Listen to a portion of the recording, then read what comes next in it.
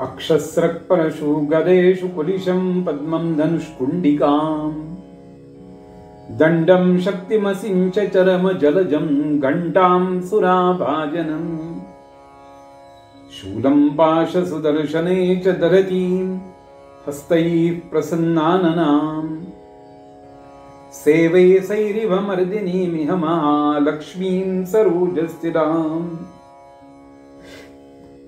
सज्जन हो, नमस्कार. आपण नवरात्रीतल्या नवदुर्गांची रूप पाहतो.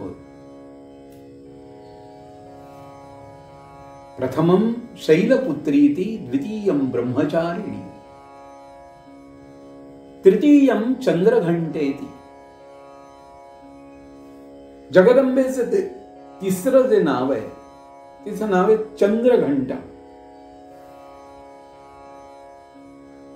तुम्ही म्हणा का हो, हे काय वेगळं नाव आहे तुम्ही सांगताय? पार्वती ऐकलं तर, लक्ष्मी ऐकलं तर, पण ही कोण आहे चंद्रघंटा? आपल्याकडे देवपूजेमध्ये सुद्धा आपण घंटा ठेवतो. शंख, घंटा यांची आपण पूजा करतो. आणि त्या घंटेची पूजा करताना एक मंत्र म्हटला जातो. आगमार्थंतु देवानां गमनार्थंतु राक्षसां कुर्वे घंटारवंतत्र देवता भानलक्षण. म्हणजे काय? आगमार्थंतु देवानां, चांगल्या शक्ती, देवशक्ती, देवकला माझ्या घरात येऊ दे. म्हणजेच प्रकाश घरात आल्यानंतर अंधकार आपोआपच जातो. तशा सुष्ट शक्ती भरपूर घरात आल्यानंतर दुष्ट शक्ती आपोआपच निघून जातात. हातात केरसुणी घेतली आणि केर काढायला लागला, जाळ्या जळमट काढायला लागल्यानंतर ती पुढे 2 दिवस फिरकणार सुद्धा नाही. पण तुम्ही ते दार बंद करून केरसुणी बाजूला ठेवून दिलीत ना, की ही सगळी प्रजा पुन्हा येऊ शकते. तसं केर, कचरा, दुष्ट शक्ती, उदासीनता, खिन्नपणा, नैराश्य या सगळ्या ज्या गोष्टी आहेत त्या घालवायच्या असतील तर या जगदंबेचे हे जे रूप आहे चंद्रघंटा. चंद्रघंटा शब्दाचा जरा विचार करूया. चंद्र म्हणजे काय? चंद्र तुम्हाला सगळ्यांना माहिती आहे की तो शुक्ल पक्षातल्या द्वितीयेपासून हळूहळू हळूहळू दिसायला लागती चंद्रकोर. आणि पौर्णिमेला तो मोठा होतो, पूर्ण गोल होतो, पूर्ण होतो, पूर्ण चंद्र. आणि अमावास्येला तो पूर्ण दिसेनासा होतो. पण हा चंद्र म्हणजे एवढाच आहे का? हा असा रोज बदलणारा बघायचा एवढीच गोष्ट आहे का? तर चंद्र हे मनाचं स्वरूप आहे. पुरुष सूक्तामध्ये उल्लेख आहे, चंद्रमा मनसो जाता. म्हणजे चंद्र हे विश्व मन आहे. आणि या विश्व मनाला जाग करायचं काम बाबा रे कुठंतरी जाऊ नको.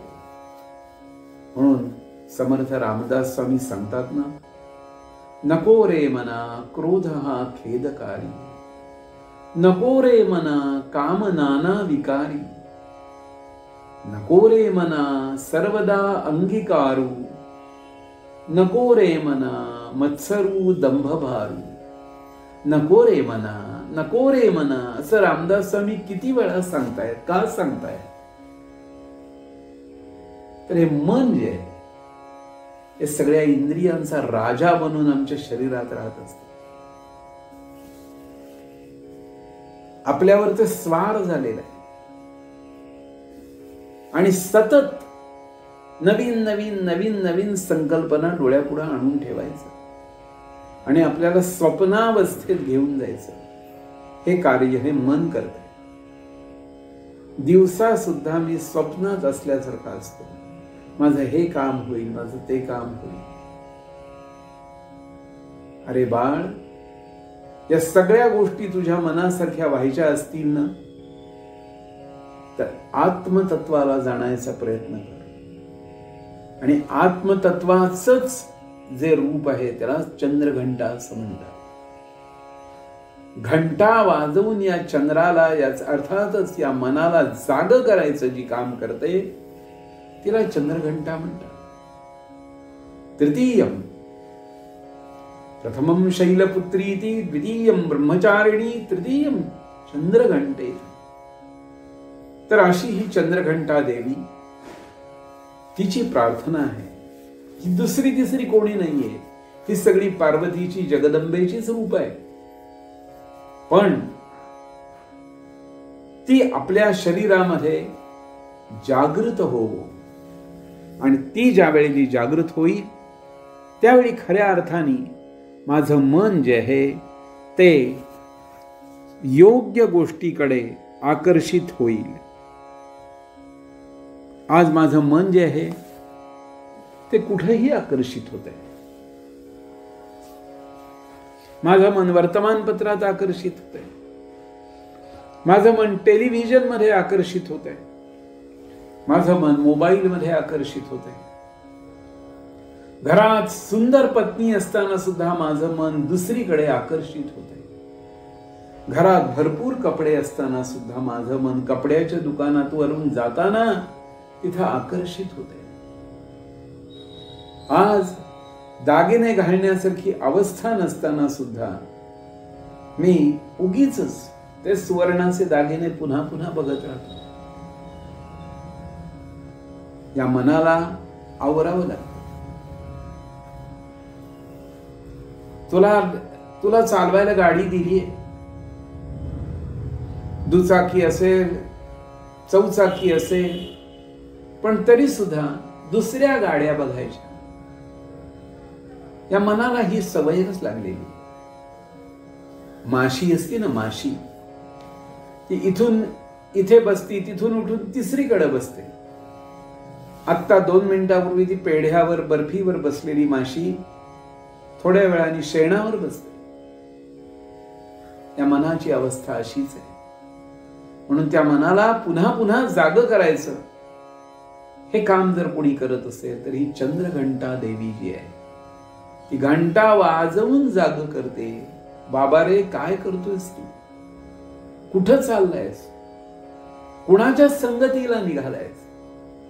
हे घंटा वाजवून जाग करणारी तिसरी आहे बरं का. तृतीयम चंद्रघंटे. आणि चौथी कूष्मांडेति चतुर्थकम. चौथ्या देवीच्या रूपाचं नाव कूष्मांडा आहे. ही देवी कूष्मांडा, ही जरा तिची जरब आहे. ती थोडी कडक आहे, ती थोडी उग्र आहे. कूष्मांडेति चतुर्थकम, चौथं रूप आहे. साध सरळ समजावून सांगत नसेल ना एखादं लहान घरातलं मूल सुद्धा, 4 वेळा सांगून सुद्धा ज्यावेळी ऐकत नाही ना, त्यावेळी ती आई त्याच्या पाठीत धपाटा घालते.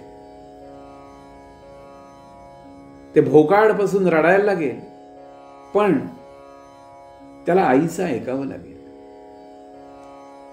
त्यामुळे छडी लागे छमछम आणि विद्या येई घमू, तडाखेही बसावे लागतात. ही कूष्मांडा देवी जी आहे ही बल देणारी आहे, ऐश्वर्य देणारी आहे, पण त्याचबरोबर फटके पण देणारी आहे. माणसाला अनुभवाचे सुद्धा तडाखे, फटके बसल्याशिवाय तो माणूस शहाणा होत नाही. मला आठवतंय लहानपणी आमच्या जवळ राहणारी काही मंडळी अशी होती की सारखी लॉटरीची तिकीटं काढायची.